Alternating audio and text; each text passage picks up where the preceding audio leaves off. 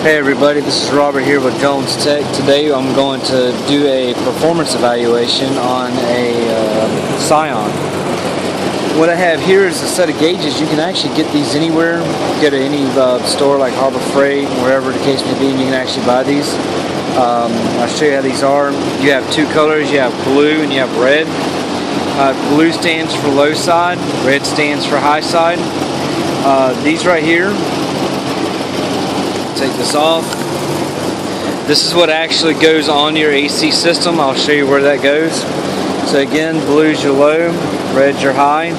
The middle here is where you would have, you would put your AC refrigerant to either recharge your system, or you'd actually have a recovery type bottle that you would use.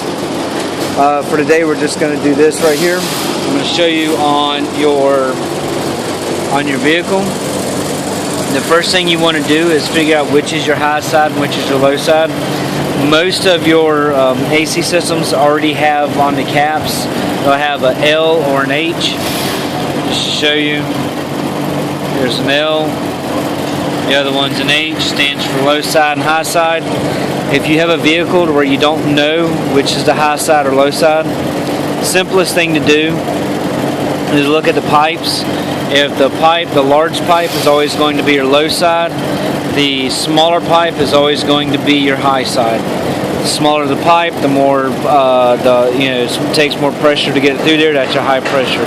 Larger pipe has more volume, which means it's lower pressure because you can it moves a lot. The Freon moves through the pipe a lot easier.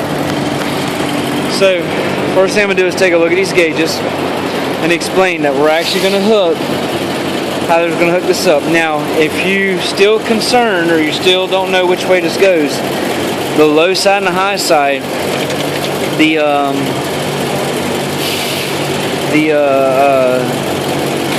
line will not go on the high side, so it only goes on one way. So the valves are different sizes to keep you from messing yourself up. Let's get this one here. Again, low to low, high to high.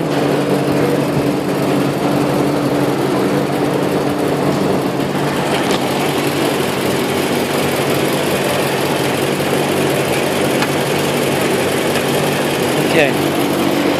Now at this point, these right here, we're not going to worry about these. Again, these are to charge and these are to charge your system or to charge or recover the refrigerant. So we're going to make sure these are off. We're actually not going to use these. We're just going to watch our gauges. So now I'm going to start turning the high side. You're going to see the pressure jump up. I'm going to do the same thing for the low side.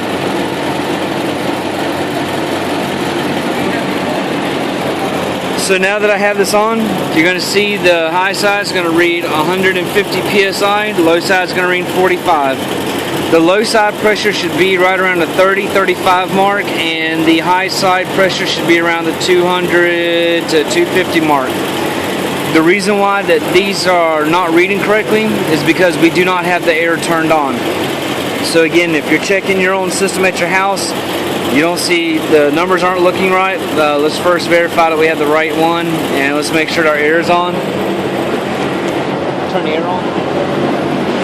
Okay, so now that we turned the air on, we're starting to see the high sides now rising and the low sides going down. So now we're getting real close to the 200 mark. As the AC, as the compressor kicks in, we're now into the 200 range, which is where we want to be. We're actually at optimal pressures, so that tells me right now we don't have a block in the system. The components are working correctly. What we would do now is we would have a thermometer, and we would put the thermometer inside of the where you got your outlets at. We'd actually put a thermometer right here in the middle one, because that's where you would get the correct temperature out of. That way you'd know exactly where it's at. And if your book calls for, say if your book says your optimal range is 45 degrees, we put a thermometer in there and we're showing 45 degrees, then we know that the AC is working correctly.